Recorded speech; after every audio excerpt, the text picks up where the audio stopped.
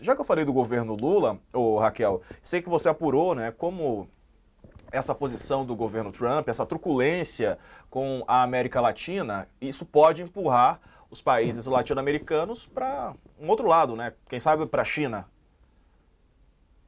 Eu fiz uma coluna sobre isso hoje, Diego, analisando um pouco essa situação, né? Conversei com alguns especialistas, não é bem uma operação, uma coluna mais de análise, porque a questão toda é a seguinte, principalmente no caso colombiano, quando o ministro Lewandowski ele fala não queremos afrontar os Estados Unidos, é quase que uma referência ao caso da Colômbia, porque o presidente Gustavo Petro ele, né, desafiou o Trump nas redes sociais, esbravejou e foi obrigado a recuar diante do poderio ali dos Estados Unidos que ameaçou a Colômbia com sobretaxas, mas mais do que isso até, na Colômbia tem uma dependência em relação aos Estados Unidos muito forte, principalmente na área militar, são 7 bases militares americanas no país, vários acordos militares, ajuda financeira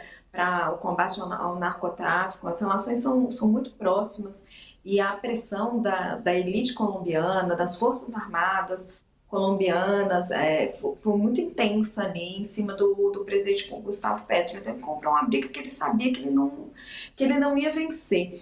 Agora o ponto é, o Trump ele dá muitas demonstrações, inclusive falas, né, de agir de uma forma truculenta com os seus aliados. É quase que um abuso do poder assimétrico de poder, né? O uso assimétrico da força que você chama em relações internacionais. Ele usa assimetricamente a sua força, porque ele sabe que países como a Colômbia, ou países como o México, que são muito dependentes, não vão conseguir reagir à altura. Só que se isso é uma realidade para casos específicos, ele pode não ser uma verdade absoluta, porque os Estados Unidos não é mais tão hegemônico do que como a gente viu nos últimos muitos anos, né?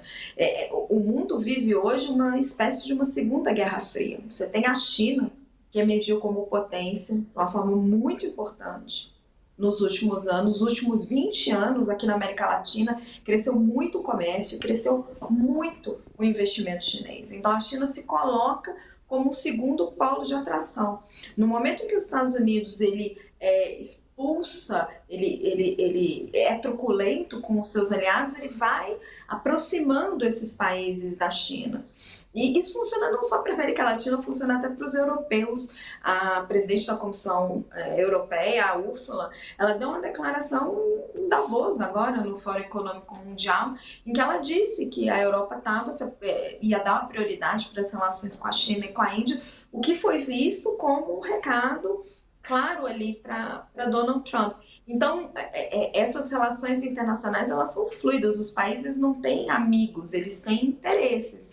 Então, se o Donald Trump usa muito dessa truculência, ele acaba empurrando esses países que estão na órbita dos Estados Unidos cada vez mais para a proximidade da China. E é interessante de você observar, porque você tem dois blocos de países que deveriam ser muito diferentes, né? Um que seria a maior democracia do mundo e o outro um país comunista que não respeita os direitos humanos. Agora, se você tiver um país que é a referência de democracia e que deveria respeitar os direitos humanos sem fazer isso, fica muito simples mudar de lado.